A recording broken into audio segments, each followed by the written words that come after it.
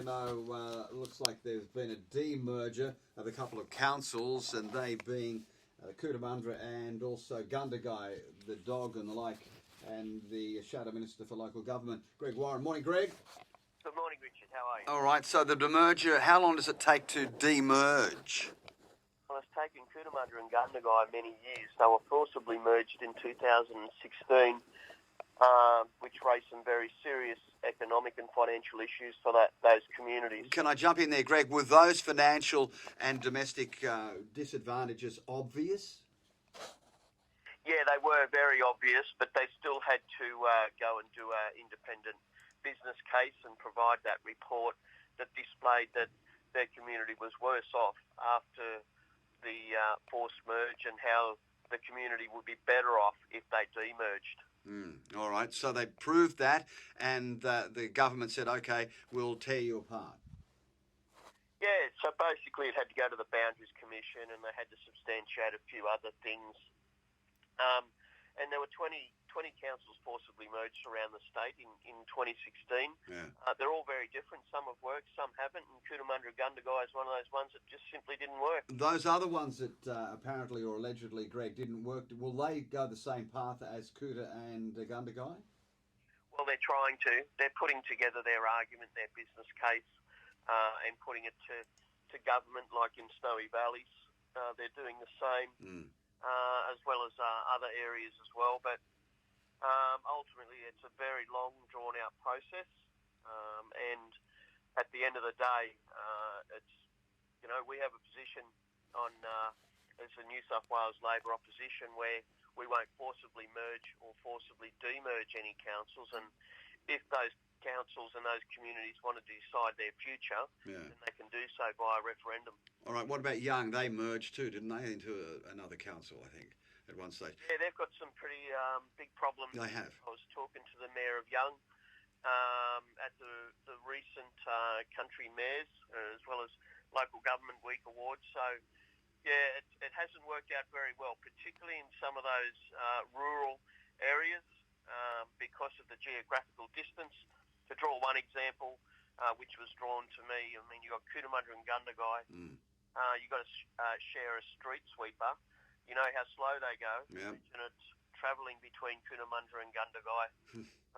So, yeah, it's not a one-shoe-fits-all. No. But it certainly has created many issues, and there's much frustration in some of those areas where it hasn't worked. Yeah, Greg, one, can I bring in our Mayor of Dubbo Regional Council, Matthew Dickerson? I think you guys know each other. Yeah, morning, Greg. How you going? Yeah. We do. Yeah, and do you think, Matthew, that we would go the same path? Greg, join in the conversation, please, if you think. Are there differences between our merger with Wellington as opposed to the other two, Cootamundra and Gundagai?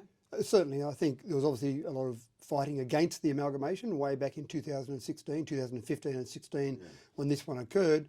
And I actually, when I saw some movement around potential demergers, we actually had a discussion around our councillors, and I said to the councillors, if there's any feeling out there in the community, if you feel like there is an appetite for demergers, we need to get engaged and involved now. Yeah. The general consensus from our councillors was we weren't necessarily happy with it back in 2016, but we've moved on now.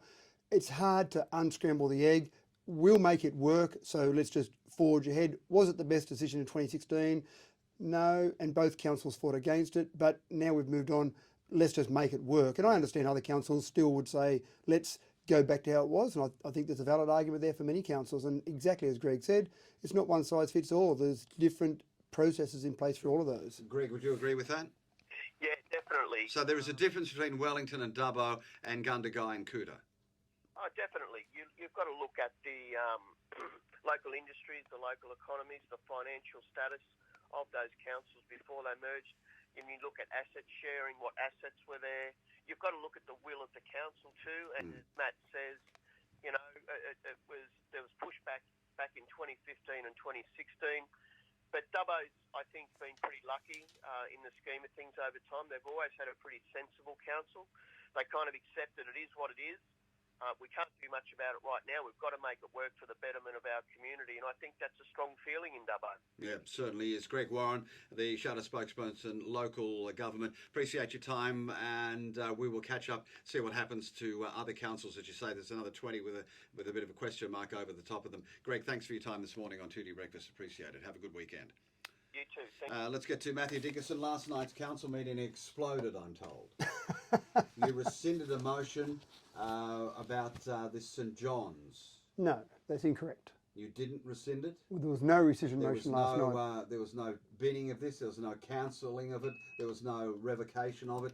The motion dealt with St John's and Regan Park. So there was a committee meeting 2 weeks ago, and that committee meeting talked about the idea of going back to every text message, every email, every bit of correspondence from February last year through till today to get all that information between St John's and Council. So that was a recommendation from a committee meeting. When was that? 2 weeks ago. Okay, now in February 2021, the resolution welcomed the St John proposal. Correct. So there was a... Is that still welcomed?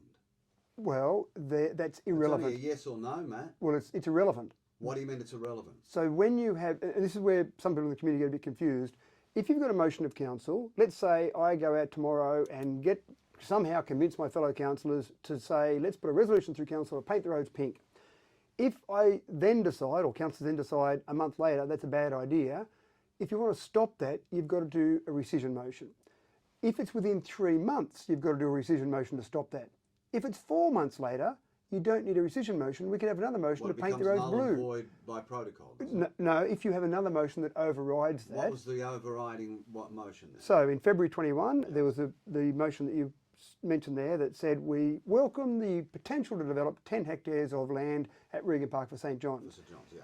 In January this year, Council resolved... Nearly 12, we're 11 months in. Yeah, that's right. And again, no action had been taken. So that's the important part. If you've got action taken... So what happened to that 2021 resolution? So it was still active until January this year.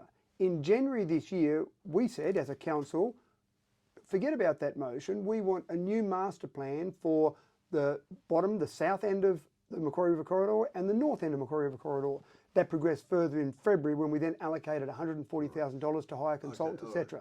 Okay, so let's boil it right down, Matthew Dickinson. The proposal put up in February 2021 is now non-existent. It's irrelevant, So absolutely irrelevant. The council resolution or the proposal to, as you put it back then in February 2020, welcome the St John proposal does not exist anymore. Correct, it's been In other words, overridden. You do not welcome the St John proposal. Well, that sounds a bit rude, doesn't it? But Because the planners know this. It's irrelevant. It's totally irrelevant. That So it motion doesn't exist. That motion It's has not in a been draw. completely What overridden. discussions have you had with St John's about this? So I've had one meeting with St John's about this particular proposal, which I said I want to find out what was going on. So I sat down and had a meeting, and we talked about the February 2021 proposal.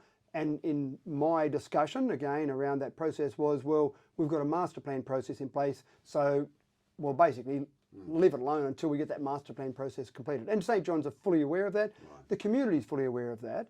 But the only confusion, I think, some people are saying, why didn't you rescind the February 2021 meeting or the resolution? Before the time lapsed. Well, it's again, I wasn't on council last year. It could have been rescinded last March or last April or last May. After May, anything you do after that overrides that means that you don't need a rescission motion. So January 20... Are St John's aware that their being in the limelight does not exist? St John's are fully aware of the process. So They're they waiting. Know that it's not there anymore. Correct. They know they don't have a right to the proposal that was put forward in February 2021. Absolutely right. They know there's a master planning process in place. And they're not in it. And well, everyone, the community's in it. So they could be in it again. They could be. Put in a submission. Well, again, it's not so much about putting a submission in. They can do that, but it's really up to the master planners, the architects that are doing that master plan, and let that go through a process, and then that'll come back to a draft to councils, and then that'll go to a draft to the community. And so there's so many steps left to go.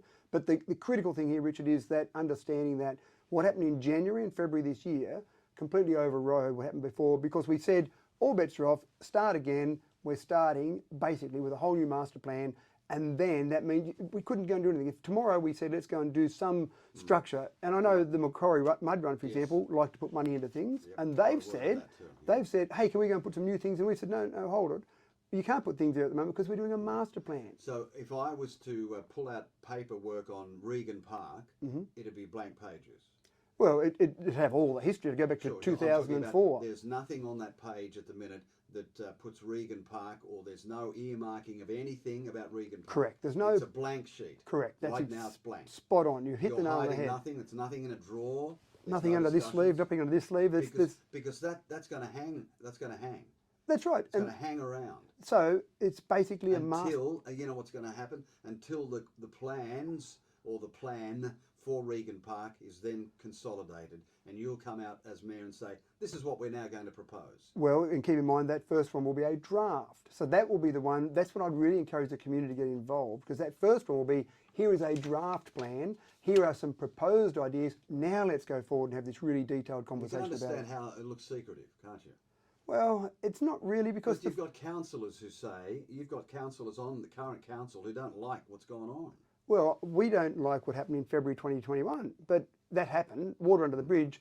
Let's move forward. And the very first council meeting that we had as a new council in January this year, one of the first actions, we had lots of notices of motion, was to say, let's go back to the drawing board with Regan Park. So that laid all the cards on the table and said, let's start again. So if they raided the office of Matthew Dickinson, there'd be nothing to see.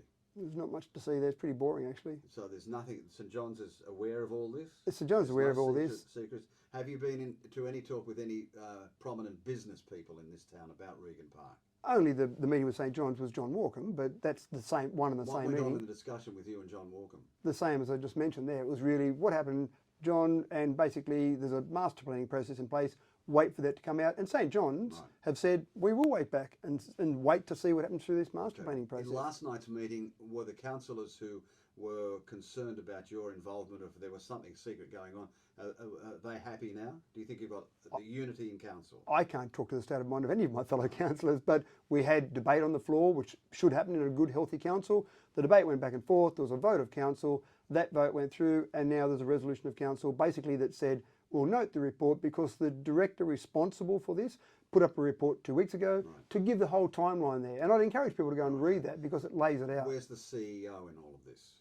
He's doing the job that he should be doing in terms of making sure that the director is following through this entire process. Right, so he's ahead of the protocol?